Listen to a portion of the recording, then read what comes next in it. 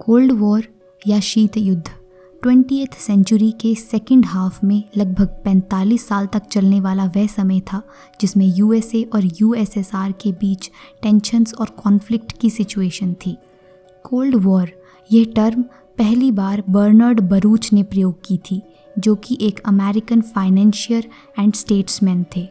शीत युद्ध के इन 45 सालों में यूएसए और यूएसएसआर के बीच कभी कोई डायरेक्ट कन्फ्रंटेशन नहीं हुई, लेकिन इन 45 सालों में ऐसी कई घटनाएं घटी जिन्होंने यूएसए और यूएसएसआर के बीच की टेंशन्स को बहुत अधिक बढ़ा दिया।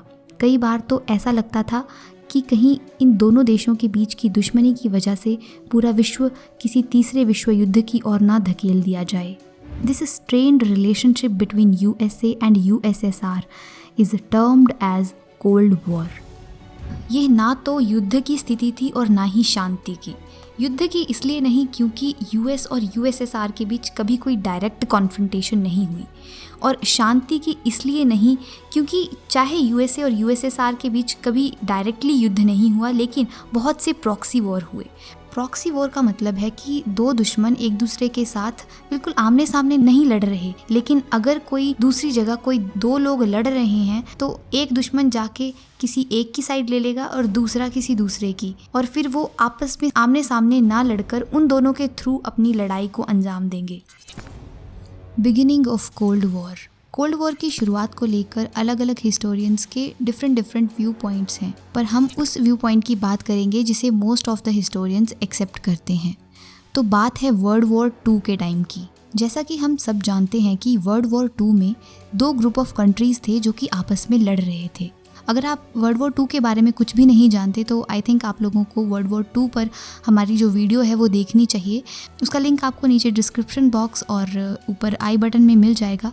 तो इस वीडियो को देखने से पहले आई थिंक आप लोगों को वो वीडियो देखनी चाहिए।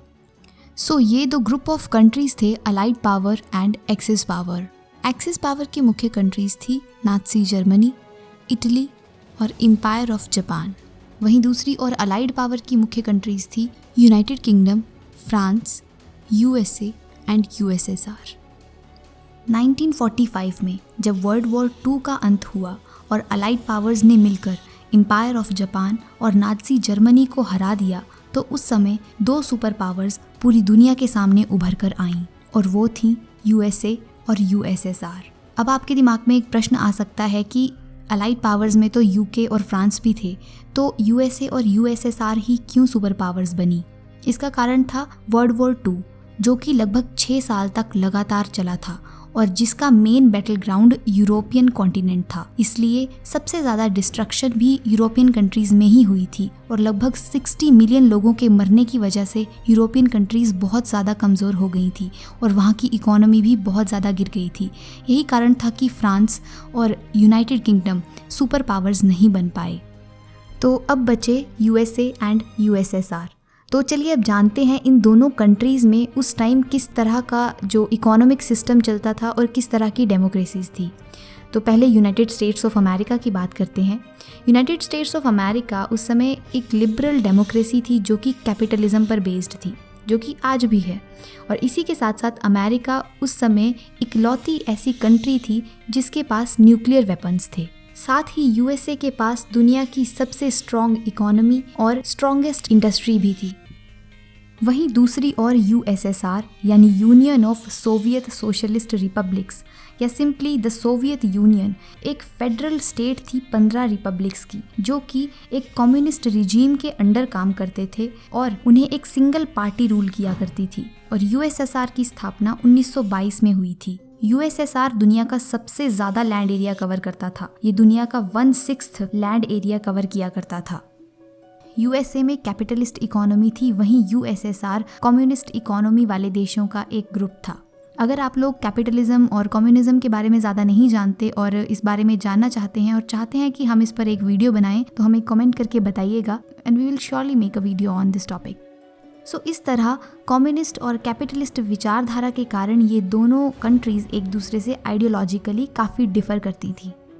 अब क्योंकि ये कंट्रीज़ आइडियोलॉजिकली काफ़ी डिफरेंट थी और चाहती थी कि हमारी आइडियोलॉजी पूरी दुनिया में फैले और ज़्यादा से ज़्यादा कंट्रीज़ हमारी साइड आ जाएं और हमारी ही आइडियोलॉजी को अपनाएं, तो यही आइडियोलॉजिकल डिफरेंस और पूरी दुनिया में अपने आप को सबसे ज़्यादा पावरफुल शो करने की जो होड़ थी, वही शीत युद्ध यानी कोल्ड वॉर का मेन कारण थी। और इसीलिए ही कोल्ड वॉर को आइडियोलॉजिकल वॉर या प्रोपेगेंडा वॉर या फिर डिप्लोमेटिक वॉर भी कहा जाता है। Events and military alliances during cold war. World war 2 के अंत के साथ ही यूएसएसआर यानी सोवियत यूनियन को ये बात समझ आ गई थी कि अगर भविष्य में उसे अपनी सीमाओं को युद्धों से बचाना है तो उसे ईस्टर्न यूरोपियन कंट्रीज़ की सहायता लेनी ही पड़ेगी। जैसा कि हम वर्ल्ड वॉर 2 में भी देख चुके हैं कि यूएसएसआर पर जर्मनी ने अटैक किया था, और ऐसी ही संभावना भविष्य में भी थी कि यूएसएसआर को जर्मनी या फिर किसी अन्य देशों के हमलों का शिकार होना पड़े। इसलिए यूएसएसआर चाहता था कि जर्मनी और उसके बीच ऐसे कंट्रीज हों जो कि यूएसएसआर को सपोर्ट करें, और इसलिए यूएसएसआर ईस्टर्न यूरोपियन कंट्रीज को टेक ओवर करना चाहता था। इसलिए यूएसएसआर ने eastern European countries Poland, Bulgaria, Romania, Hungary और यूगोस्लाविया में कम्युनिस्ट रिजीम्स की स्थापना कर दी और इन सभी देशों पर अपना प्रभाव बना लिया। ईस्टर्न यूरोपियन कंट्रीज़ पर यूएसएसआर के बढ़ते प्रभाव को देखकर और यूरोपियन कॉन्टिनेंट को कम्युनिज्म से बचाने के लिए जून 1947 में अमेरिका ने मार्शल प्लान अनाउंस किया, जिसके अंतर्गत वेस्टर्न यूरोपियन कंट्रीज़ को इकोनॉमिक असिस्टेंस दी जानी थी। और इसी के रिस्पॉन्स में यूएसएसआर ने मोल्टोव प्लान अनाउंस कर दिया। एंड देन यूएसए ने ट्रूमैन डॉक्ट्राइन अनाउंस किया। ट्रूमैन उस समय के यूएसए के राष्ट्रपति थे। ट्रूमैन डॉक्ट्राइन के चलते अमेरिका ने टर्की और ग्रीस को $400 मिलियन की इकोनॉमिक एंड मिलिट्री एड प्रदान की थी। अब एक तरफ था कम्युनिस्ट गवर्नमेंट वाला यूएसएसआर और साथ ही साथ ईस्टर्न यूरोपियन कंट्रीज़ जिनमें यूएसएसआर ने कम्युनिस्ट गवर्नमेंट्स बना दी थी, और दूसरी तरफ थी वेस्टर्न कंट्रीज़ जिनमें यूएसए, यूके, फ्रांस और साथ ही साथ वेस्टर्न यूरोपियन कंट्रीज़ जिन्हें अमेरिका ने काफ़ी ज़्यादा इकोनॉमिक असिस्टेंस देकर अपनी ओर कर लिया था। तो इस तरह से यूरोप जो है वो 2 भागों में बंट गया था, एक ईस्टर्न ब्लॉक और दूसरा वेस्टर्न ब्लॉक। ईस्टर्न ब्लॉक और वेस्टर्न ब्लॉक को बांटने वाली जो लाइन थी उसे ही कहा जाता था आयरन कर्टन, और ये कहा जाता था कि यही आयरन कर्टन है जिसने कि पूरे यूरोप को 2 भागों में बांट दिया है। जैसा कि आप लोग मैप में देख ही सकते हैं, ये जो लाल कंट्रीज़ हैं ये यूएसएसआर और उसके अलाइज हैं, और दूसरी तरफ हैं ब्लू कंट्रीज़ जो कि वेस्टर्न कंट्रीज़ का एक ग्रुप है। सो यही हैं जिन्हें eastern block, western block, eastern group या वेस्टर्न ग्रुप आदि अलग अलग नामों से जाना जाता था। अब बात करते हैं कोल्ड वॉर के पहले मेजर इंटरनेशनल क्राइसिस की, जो था Berlin blockade. As we all know कि वर्ल्ड वॉर 2 के बाद जर्मनी और उसकी कैपिटल को 2 भागों में विभाजित कर दिया गया था। जर्मनी और बर्लिन दोनों ही ईस्टर्न और वेस्टर्न पार्ट्स में बांट लिए गए थे। ईस्टर्न पार्ट यूएसएसआर के पास था और वेस्टर्न पार्ट यूके, यूएसए और फ्रांस के पास था। बर्लिन ब्लॉकेड का मेजर रीज़न था जर्मनी को लेकर यूएसए और यूएसएसआर के डिफरेंट एम्स। एक साइड यूएसएसआर था जो कि जर्मनी को कम्प्लीटली डिस्ट्रॉय कर देना चाहता था, वहीं दूसरी ओर यूएसए ब्रिटेन के साथ मिलकर जर्मनी को डेवलप करना चाहता था और उसे एक ट्रेड पार्टनर बनाना चाहता था, और इसके लिए यूएसए और ब्रिटेन ने काम शुरू भी कर दिया था और वेस्टर्न जर्मनी के लिए एक न्यू करेंसी भी लॉन्च कर दी थी। वेस्टर्न जर्मनी की इस डेवलपमेंट को देखकर ईस्टर्न जर्मनी के लोग भी वेस्टर्न जर्मनी की तरफ ज़्यादा अट्रैक्ट होने लगे थे, और ये सब देखकर स्टालिन जो कि रशिया के उस समय के प्रेसिडेंट थे, उन्हें लगा कि यूएसए ईस्टर्न जर्मनी पर रशिया के प्रभाव को कम करने का प्रयास कर रहा है, और इसीलिए रशिया ने जून 1948 में वेस्ट बर्लिन, जो कि सभी तरफ से ईस्टर्न जर्मनी से घिरा हुआ था, को जाने वाले सभी रास्तों को ब्लॉक कर दिया, और इसे ही बर्लिन ब्लॉकेड का नाम दिया गया, ताकि वेस्टर्न जर्मनी से किसी भी प्रकार की सप्लाईज वेस्ट बर्लिन को ना मिल सके। पर यूएसएसआर को ऐसा करके कुछ अधिक लाभ नहीं हुआ, क्योंकि यूएसए और ब्रिटेन ने मिलकर बर्लिन एयरलिफ्ट ऑर्गेनाइज किया, जिसके अंतर्गत अमेरिका और ब्रिटिश एयर फोर्सेस ने मिलकर 2.5 लाख से भी ज़्यादा बार उड़कर फूड और फ्यूल जैसी नेसेसरी सप्लाईज को लगभग 15 महीनों तक लगातार बर्लिन में पहुंचाया। और वेस्टर्न अलाइड्स की इस सफलता के बाद जब बर्लिन ब्लॉकेड यूएसएसआर के लिए एक शर्मनाक हार साबित होने लगा, तो यूएसएसआर ने सितंबर 1949 में बर्लिन ब्लॉकेड हटा दिया। बर्लिन ब्लॉकेड का तो अंत हो गया, लेकिन इसके बाद जर्मनी ऑफिशियली 2 पार्ट्स में डिवाइड हो गया, ईस्टर्न जर्मनी और वेस्टर्न जर्मनी। कोल्ड वॉर की दूसरी महत्वपूर्ण घटना थी फॉर्मेशन ऑफ नेटो। नेटो यानी नॉर्थ अटलांटिक ट्रीटी ऑर्गेनाइजेशन। ये वेस्टर्न ब्लॉक के देशों का एक मिलिट्री अलायंस था जिसे यूएसए ने 1949 में वेस्टर्न यूरोप में कम्युनिज्म को रोकने के लिए बनाया था और ये सब देश इसके सिग्नेटरी मेंबर्स थे। नेटो की स्थापना सोवियत यूनियन के विरोध में की गई थी। इसके अंतर्गत यदि किसी भी सिग्नेटरी मेंबर देश के ऊपर अगर कोई दूसरी कंट्री अटैक कर देती है तो बाकी के सभी मेंबर मिलकर उसका सामना करेंगे और जिस कंट्री पर अटैक हुआ है उसे मिलिटरीली सपोर्ट करेंगे। जहां एक तरफ वेस्टर्न ब्लॉक ने नेटो की स्थापना करके इस गुट की शक्ति को और भी अधिक बढ़ा लिया था, वहीं 1949 में ही माओ जेडोंग के नेतृत्व में पीपल्स रिपब्लिक ऑफ चाइना की स्थापना होने की वजह से सोवियत ब्लॉक की शक्ति में भी वृद्धि हुई थी। यूएसए ने एक तरफ तो चाइना की इस कम्युनिस्ट गवर्नमेंट को मानने से ही मना कर दिया और दूसरी ओर चाइनीज नेशनलिस्ट गवर्नमेंट जो कि चियांग काई शेक के नेतृत्व में थी उसे ताइवान में स्थापित करने में सहायता की और इसी नेशनलिस्ट गवर्नमेंट को ही चाइना की लीगल गवर्नमेंट माना और साथ ही साथ इसे यूएन सिक्योरिटी काउंसिल में भी परमानेंट मेंबर बना दिया। ऐसा करके यूएस ने पीपल्स रिपब्लिक ऑफ चाइना या फिर जो कम्युनिस्ट चाइनीज गवर्नमेंट थी उसे यूएनओ का मेंबर बनने से रोक दिया। अब तक देखा जाए तो यूएसए का पलड़ा ही अधिक भारी दिख रहा था क्योंकि इंडस्ट्री हो, इकोनॉमी हो या फिर न्यूक्लियर वेपन, हर क्षेत्र में यूएसए ही आगे चल रहा था और इसीलिए यूएसएसआर ने भी इकोनॉमी में हेविली इन्वेस्ट किया ताकि इकोनॉमी को एक बूस्ट मिल सके और उसके बाद आर्म्स में इन्वेस्ट करके पहले एटॉमिक बॉम्ब का परीक्षण किया और इस तरह अब यूएसएसआर के पास भी न्यूक्लियर वेपन्स आ गए थे। और इन सब से ये कंक्लूजन निकाला जा सकता है कि जो युद्ध अब तक सिर्फ एक आइडियोलॉजिकल वॉर था वो अब आर्म्स, इंडस्ट्री, स्पेस इन सभी क्षेत्रों में फैलने लगा था और कोई भी देश एक दूसरे से किसी भी क्षेत्र में पीछे नहीं रहना चाहता था। अब बात करते हैं कुछ इनडायरेक्ट कॉन्फ्रंटेशंस या फिर प्रॉक्सी वॉर्स की। तो वो पहला देश जहां पर यूएसए और यूएसएसआर ने एक प्रॉक्सी वॉर लड़ा था वो था ग्रीस। वर्ल्ड वॉर 2 के टाइम से ही ग्रीस में एक रिबेल मिलिशिया एक्टिव था जो ग्रीस की ट्रेडिशनल मोनार्किस्ट गवर्नमेंट के विरोध में था।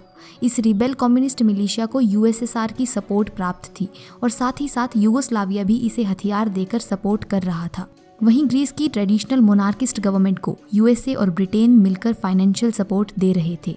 बाद में किन्हीं कारणों से यूएसएसआर और यूगोस्लाविया के बीच कुछ मतभेद हो गया जिस वजह से ग्रीस के कम्युनिस्ट मिलिशिया को सपोर्ट मिलना बंद हो गया और इस तरह से ट्रेडिशनल मोनार्किस्ट पार्टी जीत गई और ग्रीस वेस्टर्न ब्लॉक का एक पार्ट बन गया। इसके बाद की अगली इनडायरेक्ट कॉन्फ्रंटेशंस एशिया में हुई थी। एशिया में पहली प्रॉक्सी वॉर कोरिया में हुई थी जिसे कोरियन क्राइसिस भी कहा जाता है। वर्ल्ड वॉर 2 के बाद कोरिया 2 पार्ट्स में डिवाइड हो गया था, north and south Korea. North Korea में सोवियत सपोर्टेड कम्युनिस्ट गवर्नमेंट थी, वहीं साउथ में अमेरिकन सपोर्टेड। ये दोनों गवर्नमेंट एक दूसरे के साथ कॉन्फ्लिक्ट में थी कि तभी 25 जून 1950 को नॉर्थ कोरिया ने साउथ कोरिया पर आक्रमण कर दिया। नॉर्थ कोरिया सोवियत वेपन्स और चाइनीज ट्रूप्स के साथ लड़ रहा था, वहीं साउथ कोरिया की तरफ से यूएन की इंटरनेशनल फोर्स जिसे यूएसए ने भेजा था वो लड़ाई लड़ रही थी। पर इस लड़ाई का कोई निर्णायक परिणाम नहीं निकल सका। कोई भी एक देश दूसरे देश को नहीं जीत पाया और दोनों देशों की सेनाएं 38th पैरेलल पर आकर रुक गईं, जो कि नॉर्थ कोरिया और साउथ कोरिया का बॉर्डर है। कोल्ड वॉर की अगली इनडायरेक्ट कॉन्फ्रंटेशन थी फ्रेंच इंडो चाइना में। French Indo China south East Asian region के उस पार्ट को कहा जाता है जो कि फ्रांस की कॉलोनी हुआ करता था। वियतनाम भी फ्रांस की ही एक कॉलोनी था और अगला जो प्रॉक्सी वॉर था वो वियतनाम में ही हुआ था। 1954 में चाइना और यूएसएसआर ने मिलकर फ्रेंच इंडो चाइना रीजन में फ्रांस गवर्नमेंट के अगेंस्ट कम्युनिस्ट मिलिशिया को सपोर्ट करना शुरू कर दिया, जिसका परिणाम ये निकला कि वियतनाम 2 भागों में विभाजित हो गया, नॉर्थ वियतनाम और साउथ वियतनाम। नॉर्थ वियतनाम में कम्युनिस्ट थे और साउथ वियतनाम में नेशनलिस्ट। वियतनाम का ये विभाजन ही इस देश में 19 साल तक चलने वाले युद्ध का कारण बना। इस युद्ध का क्या परिणाम था ये हम वीडियो में आगे चलकर देखेंगे। साउथ ईस्ट एशिया में कम्युनिज्म के बढ़ते प्रभाव को रोकने के लिए यूएसए ने 1954 में सीटो की स्थापना भी की थी। सीटो यानी South East Asian treaty organisation. और इसके बाद 1955 में वेस्टर्न मिलिट्री अलायंसेस के रिस्पॉन्स में, मेनली कहें तो नेटो के रिस्पॉन्स में, सोवियत यूनियन ने अपने अलाइड्स के साथ मिलकर वॉर्सो पैक्ट साइन किया। इसके बाद 1956 में अगली महत्वपूर्ण घटना घटी जो थी Suez crisis. As we all know Suez canal Egypt में है और इजिप्ट भी भारत की तरह ही ब्रिटेन की एक कॉलोनी हुआ करता था। अब क्योंकि स्विस कैनाल रिवेन्यू का एक बहुत अच्छा सोर्स थी, तो ब्रिटेन इसे अपने हाथों से खोना नहीं चाहता था। इसलिए जैसे ही इजिप्ट की गवर्नमेंट ने इसे नेशनलाइज करके अपने अंडर लेने का प्रयास किया, तो ब्रिटेन ने फ्रांस और इजराइल के साथ मिलकर इजिप्ट पर अटैक कर दिया। वॉर स्टार्ट हो चुकी थी, बट यूएसए, यूएसएसआर और यूएन के पॉलिटिकल प्रेशर की वजह से फ्रांस, ब्रिटेन और इजराइल को विड्रॉ करना पड़ा था। इसके बाद 1961 में चाइना और सोवियत यूनियन के रिश्तों के बीच कुछ दरार आ गई, जिसकी वजह से चाइना ने सोवियत यूनियन को छोड़ दिया, जिसे सीनो सोवियत रिफ्ट भी कहा जाता है या फिर सीनो सोवियत स्प्लिट भी कहा जाता है। कहीं ना कहीं इस बात का कारण ये भी था कि चाइना सुपर पावर बनना चाहता था और इसलिए वो सोवियत यूनियन के अंडर रहकर कार्य नहीं करना चाहता था। जैसे ही चाइना ने सोवियत यूनियन को छोड़ दिया, वैसे ही यूएन में भी चाइना को स्थान दे दिया और चाइना यूएन का एक पार्ट बन गया। इसके बाद की मुख्य घटना में यूएसएसआर ने अपनी हाल ही में डेवलप की हुई सैकड़ों लॉन्ग रेंज मिसाइल्स को वेस्टर्न यूरोप की तरफ पॉइंट करके रख दिया, जिसके रिस्पॉन्स में यूएसए ने भी कुछ ऐसा ही किया। यूएसए ने यूएसएसआर के जो सैटेलाइट कंट्रीज थे उनके अगेंस्ट मिसाइल पॉइंट करके रख दिए। ये घटना भविष्य में होने वाली घटनाओं के लिए काफ़ी रेलेवेंट है, स्पेशली क्यूबन मिसाइल क्राइसिस के टाइम के लिए और 80 के दशक में यूरोप में होने वाले यूरोपियन मिसाइल क्राइसिस के लिए। वहीं 1961 में ही कुछ ऐसी भी कंट्रीज थी जो कि किसी भी गुट में शामिल नहीं होना चाहते थे, इसलिए इन देशों ने मिलकर नॉन अलाइन मूवमेंट की स्थापना की। नॉन अलाइन मूवमेंट के फाउंडिंग मेंबर्स थे India, Egypt, Indonesia, Yugoslavia and Ghana. Non align movement का उद्देश्य था इसके मेंबर कंट्रीज की national security, sovereignty, territorial integrity और सिक्योरिटी को इंश्योर करना।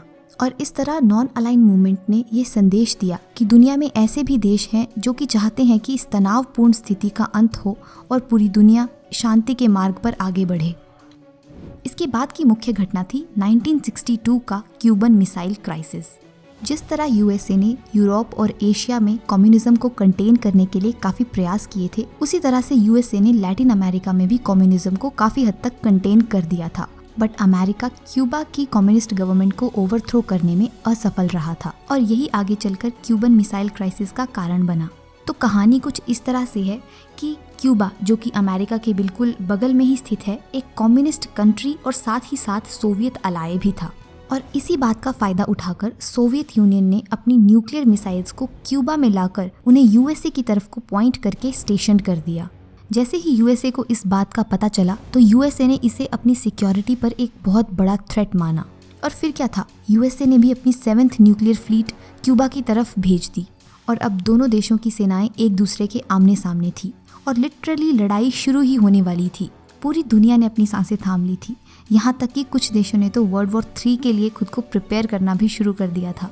बट थैंकफुली समझौता हुआ और यूएसएसआर अपनी मिसाइल्स को हटाने के लिए मान गया। बट बदले में यूएसएसआर ने ये मांग रखी कि यूएसए क्यूबा पर अटैक नहीं करेगा और साथ ही साथ यूएसए की जो मिसाइल्स वेस्टर्न यूरोप में थी उन्हें भी यूएसए द्वारा हटा लिया जाएगा। एक तरफ ये सारी घटनाएं घट रही थी और दूसरी तरफ वियतनाम में युद्ध भी चल रहा था। वियतनाम की परिस्थिति को देखकर यूएस को ये डर लग रहा था कि कहीं कम्युनिस्ट साउथ वियतनाम पर भी कब्जा ना कर ले।